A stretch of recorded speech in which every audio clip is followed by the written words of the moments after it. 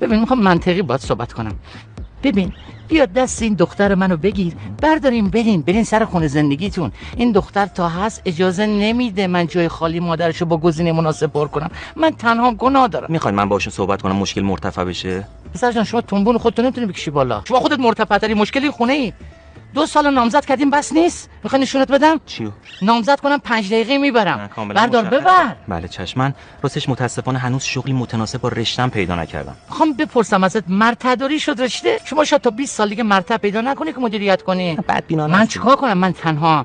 من چیکار کنم؟ من تنها. بله کاملا بفهم. منم دقیقاً شرایط شما رو داشتم. ذهن من پر از شعرهایی که پدرم از حافظ و سعدی در مورد صداقت به ما گفته. آخه ذهن منم پر از اشعاره. میدونی کدوم شاعر؟ نه. ایرج میرزا که در وصف تو پدرت گفته. فقط میگم من تنها. میفهمی؟ بله بیام بچسبم بهت؟ چرا؟ نه بچسبم که بفهمی تنهایی چقدر سخته. ما امشب داریم یه جشن کوچیک برای پدرجان میگیریم. شما هم تشریف میارین؟